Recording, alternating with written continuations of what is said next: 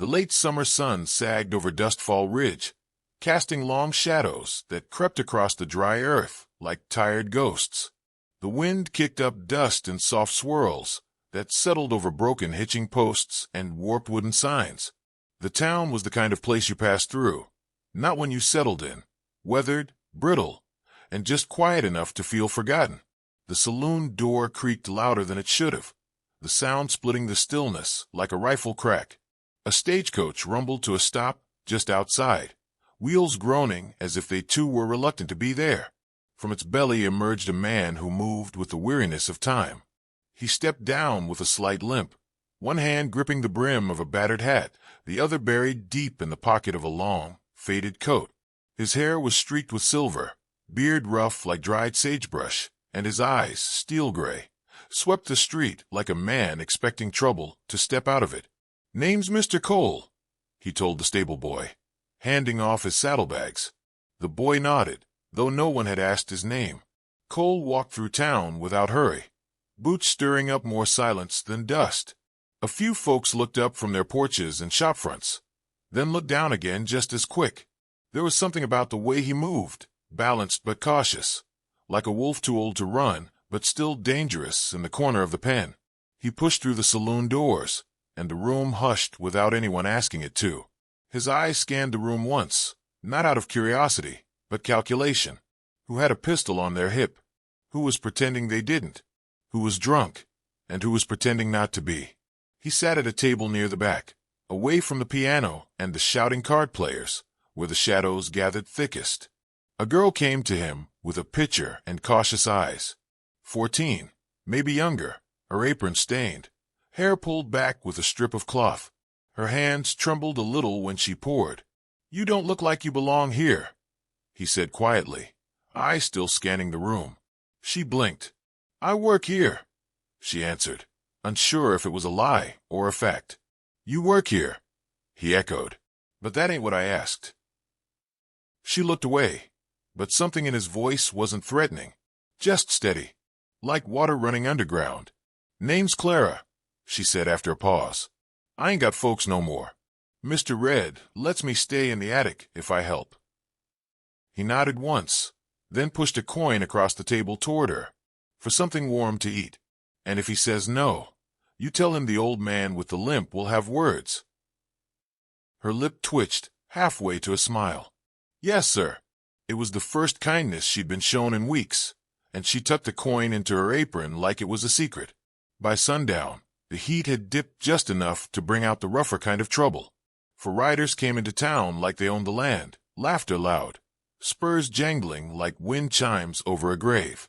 Their horses kicked up dust outside the saloon before they strode in, faces sunburnt and bristling with swagger. Elias Trigg led them, young, cocky, with the kind of grin that made honest men grip their belts and mothers shut their doors. He wore his pistol low, too low, like he wanted people to notice the pearl handle more than the man behind it. "Whiskey," he barked, slapping the bar, "and none of that watered-down gut rot." The saloon seemed to shrink. Even the piano player fumbled a chord and stopped playing. Clara returned with a tray and stiff spine. She avoided Elias' eyes, but he didn't miss her. He leaned back in his chair, boots up on the table, watching her like a man who'd already made a decision. "Well now," he drawled, "ain't you a little sugar biscuit? You the entertainment around here, sweetheart." She stiffened, glancing once toward the back. Cole hadn't moved. He sat still, sipping slowly, eyes never leaving Elias. Elias chuckled, taking the glass from her hand with an intentional brush of fingers against her wrist. "You looking for a better life, girl? I got one." His voice had turned sweet and mean at once. Clara yanked her arm away. The tray clattered to the floor. The bar held its breath. Cole rose slowly, adjusting his coat.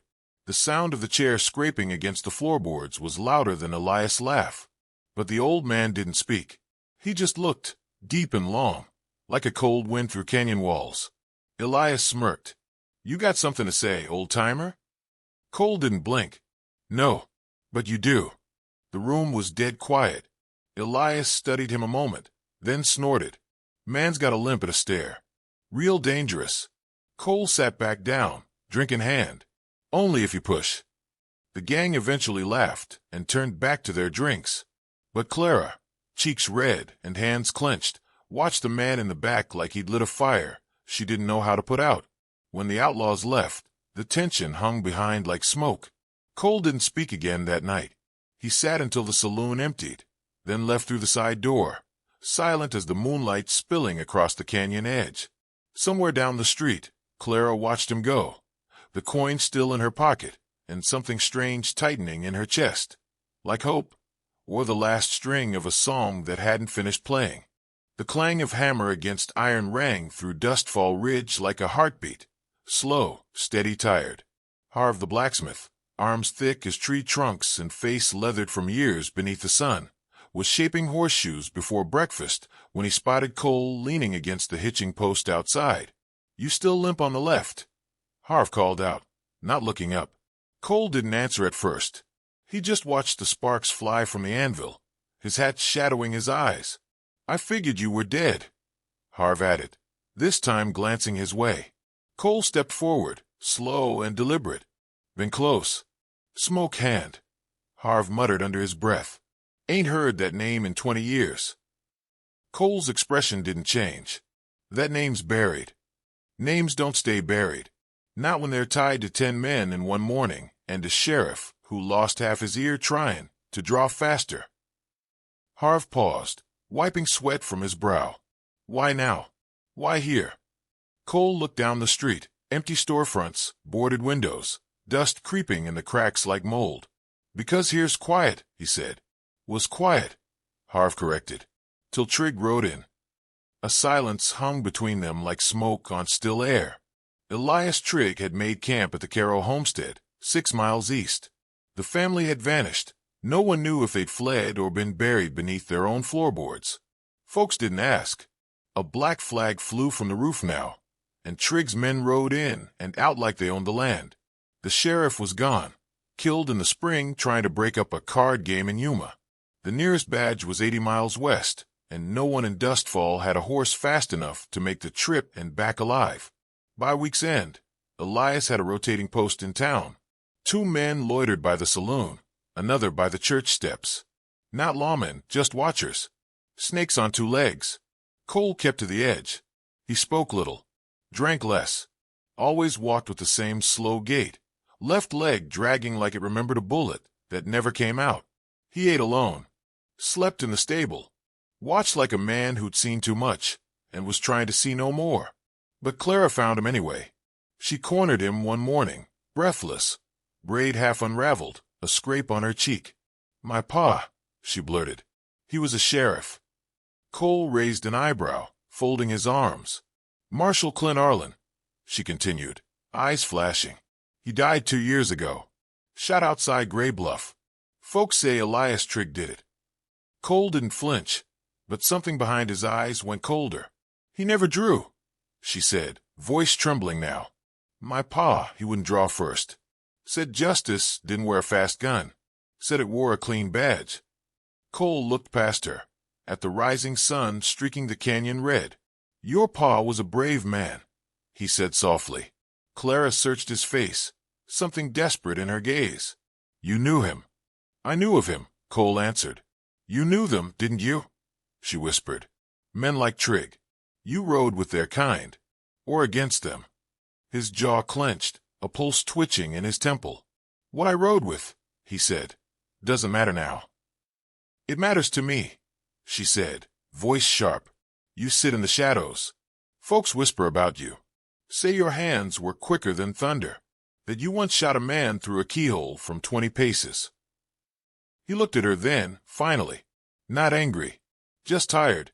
Stories get longer the farther you run from the truth. "But are they true?" she pressed. He didn't answer. She stepped closer, her voice trembling. "I'm not asking you to be a hero. Just don't let him keep killing people like my pa."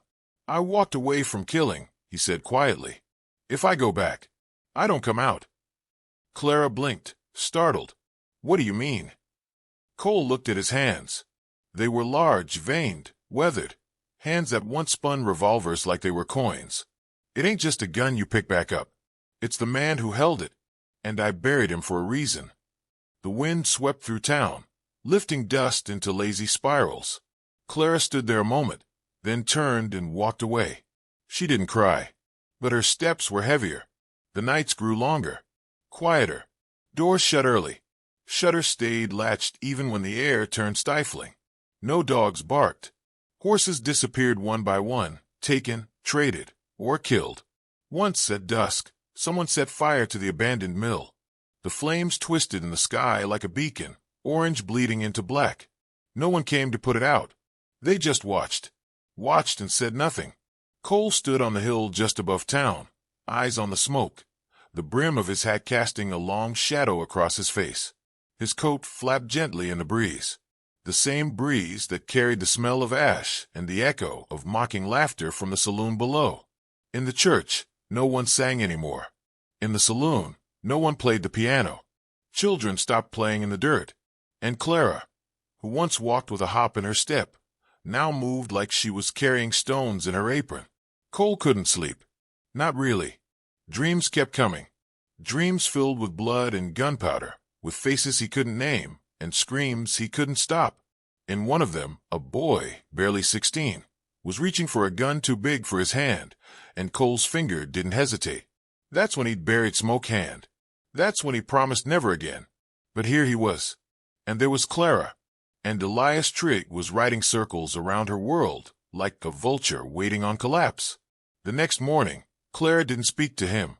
She served his coffee with a stiff jaw and a tired smile. But there was something in her eyes that made Cole ache in his chest, a flickering hope dying out for good. He sat for a long time after she left, staring into his cup, until the steam faded and the drink went cold. The gun at his side hadn't been fired in years, but his hand still knew its weight. Somewhere down the road, a rider fired a shot into the air. Laughter followed, and then silence. Dustfall Ridge held its breath. The sound came first, thundering hooves on dry earth, shaking windows and rattling plates on kitchen shelves. Dust swirled into the morning light as Elias Trigg and his men rode hard into Dustfall Ridge, guns gleaming and laughter sharper than barbed wire. They didn't slow for people or animals. A barrel rolled into the street, crushed under the iron shoes of a horse. A child was yanked back onto a porch just in time. There were 8 of them now, more than last week, recruited from canyon hideouts and gambling dens, stragglers from dead towns. Their coats were long, dust-caked, rifles slung like trophies. They came in formation, confident, mean, the kind of confidence that comes from knowing no one will stop you. They didn't just drink or threaten. They broke windows. They dragged Mr. Havers from his own store and tossed him in the watering trough. They kicked in the doors of the seamstress's home, just to scare her. One outlaw took a bite of bread cooling on a windowsill, then flung it into the dirt, laughing. Cole stood outside the saloon with his back to the wall, arms folded, watching. Clara stood beside him, pale but upright, hands clenched around a tin tray she hadn't even realized she was still holding. Elias dismounted with a flourish, the dusty hem of his coat sweeping like a theater curtain. His pistol gleamed at his hip, ivory handle polished like a preacher's lie. He strolled straight toward them, grinning like a fox among chickens. "Well, well," Elias drawled, boots tapping across the wooden planks. "If it ain't the old man and his little waitress shadow, still sittin' here like the town ain't changed hands." Cole didn't move. Neither did Clara. Elias turned his smile toward her. "Girl, I thought we made it clear last time. This town don't run on kindness no more. It runs on fear. You either keep your head down or you lose it." He stepped closer, eyeing her the way a snake eyes a bird. Then, with no warning, his hand lashed out and struck her across the face. The slap cracked like a gunshot. She stumbled, dropping the tray with a metallic clatter. Blood welled at the corner of her lip. Cole didn't flinch. The outlaws roared with laughter. Elias turned toward Cole, full of swagger. "You gonna pick that up for her, Grandpa?" The silence stretched. Dust swirled between them. Cole straightened. Slowly, his coat shifted just enough for the handle of his revolver to catch the light. His hand, when it rose, was smooth. So slow it was almost respectful. He looked at Clara, who was on her knees, trembling, one hand pressed to her cheek. "I warned you," Cole said, voice quiet as dusk. "Not to push." What happened next would be told and retold until it was more legend than memory. The first outlaw went for his rifle. He didn't even clear the stock before a shot rang out. Sharp, final, and the man dropped, dead before he hit the ground. The second spun toward the noise. His shoulder exploded, the bullet spinning him off his feet and into the watering trough, still rippling from Haver's fall. The third dove behind a barrel, firing wildly. Cole took a step left, fired again, and the man's body jerked, rifle clattering as he folded like a rag. 3 shots. 3 bodies. The town froze. The other outlaws reached for their guns, but didn't fire. Not yet.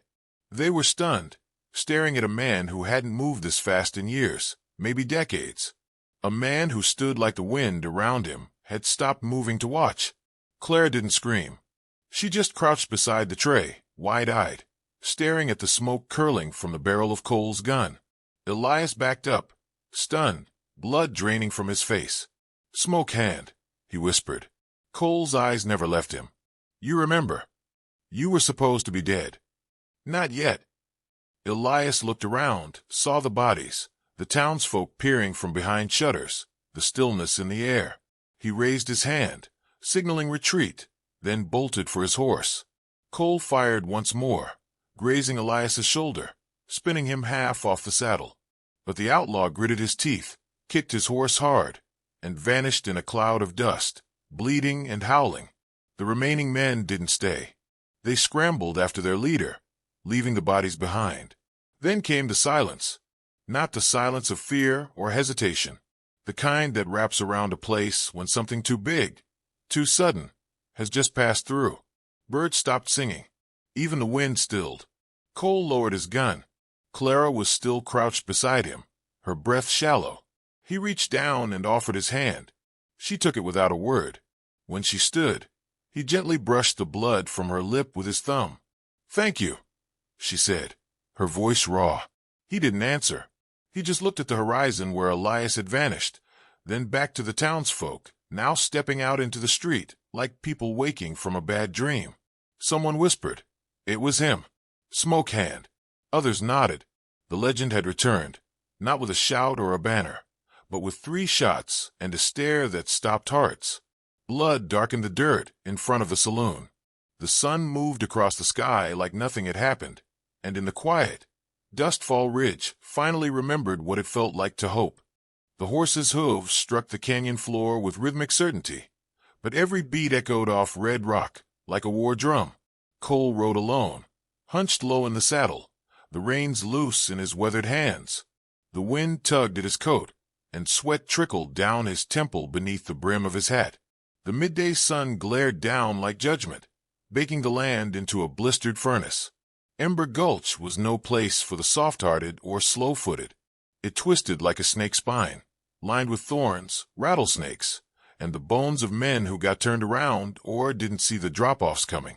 The trail was faint, but not invisible. Tracks. A fresh apple core. Ash where a fire had been quickly smothered. Cole's eyes moved with the ease of memory, reading signs as if they were ink on a page. He hadn't hunted in years. Not like this. Not with the full weight of death tucked under his arm and a quiet promise simmering in his gut. He could feel Claire's bruised cheek, still burning in his mind. Not from guilt, but from the way she'd looked at him afterward, like something sacred had been passed between them. A duty. A cost. But it wasn't just the present riding with him. Memories came with the wind, sudden, sharp. Another chase, years ago. Another canyon. Another boy barely out of childhood. The kid had stolen from a rail camp, then shot a guard who tried to take him in. Cole had found him hiding under a canvas lean-to, scared, filthy, shaking with fever. He'd hesitated. The boy had reached for a gun, and Cole had fired before the thought was even complete. It was instinct. Training. The shot took the kid clean through the heart.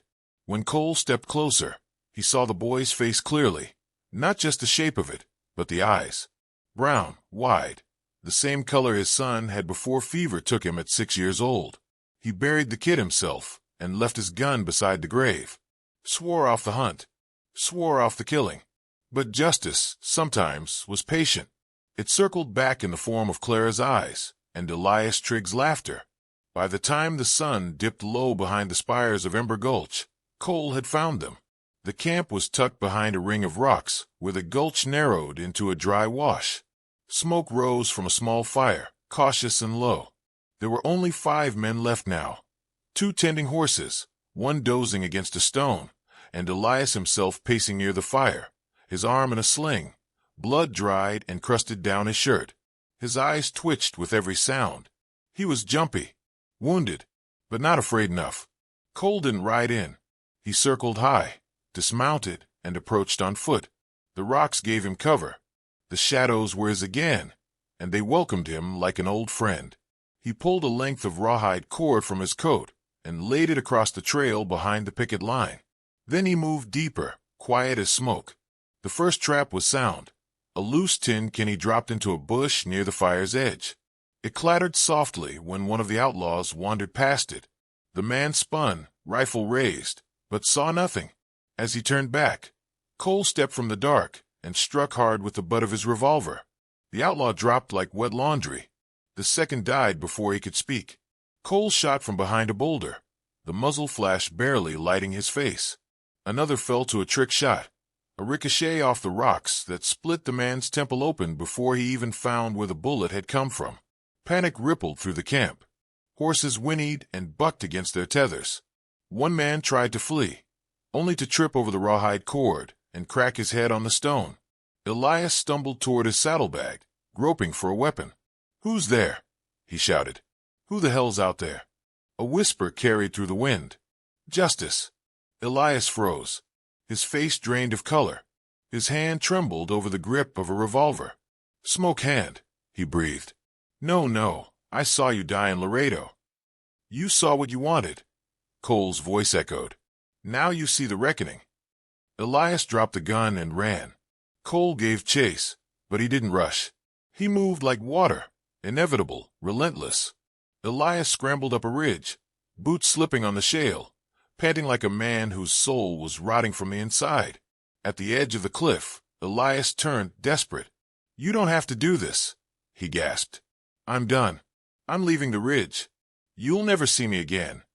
Cole stepped closer, revolver steady, eyes like storm clouds waiting to break. "I didn't mean to kill her daddy," Elias blurted. "It was a mistake. A drunken fight over a poker pot. I didn't know he was a lawman till after I shot. I swear it." Cole said nothing. "I was just trying to scare him." Elias dropped to his knees. "I didn't mean it. I didn't want the girl to suffer. I didn't." He took a step back, foot slipping on the edge of the cliff. "Please," he begged. "I got no more gang. I got no more fight. Don't kill me. I ain't worth the bullet." Cole raised the gun. Then slowly, he lowered it. "Right," he said. Elias blinked. You're letting me go?"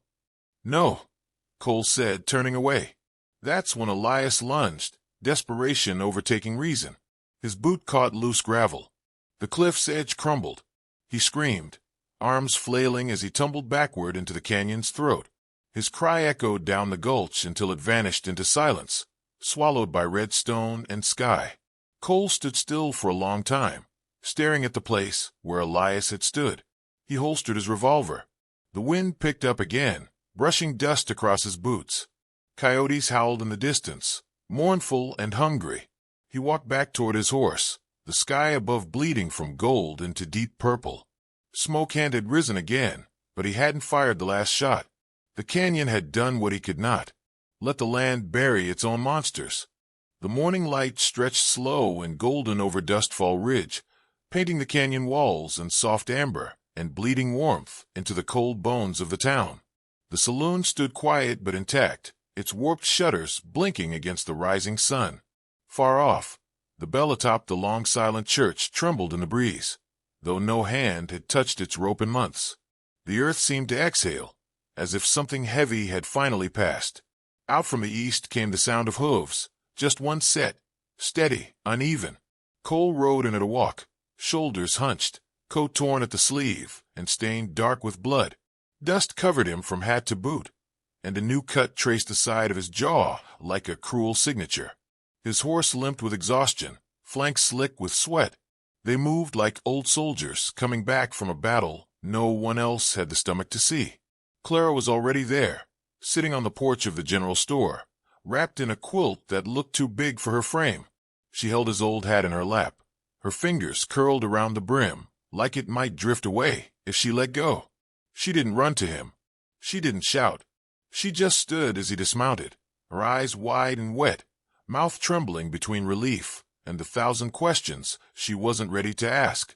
Cole tied the reins loosely and approached, slow as always, favoring the left leg. Blood seeped from a torn bandage beneath his coat, but he didn't mention it. Pain was just another shadow he'd learned to carry.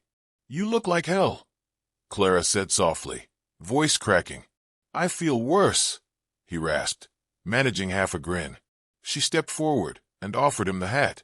He took it without a word, brushed some of the dust off, and set it on his head like it belonged there after all. "Is he dead?" she asked, though her voice had no need for the answer.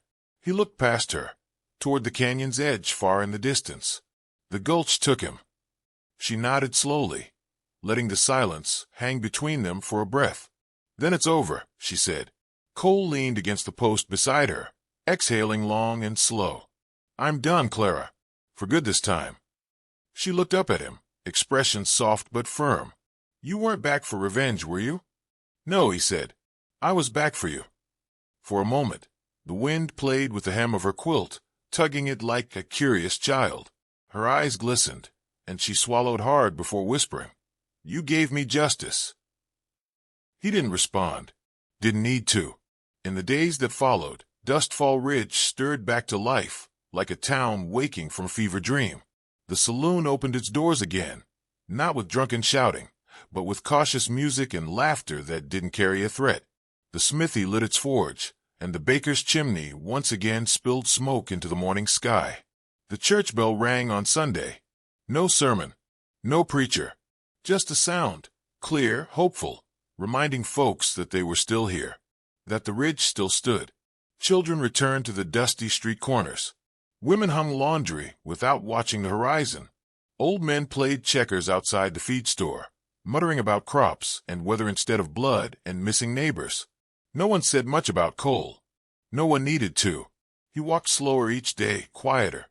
He helped Harv repair the stable roof, showed the boys how to oil their rifles properly, and once patched up a dog that had been mauled by a mountain cat.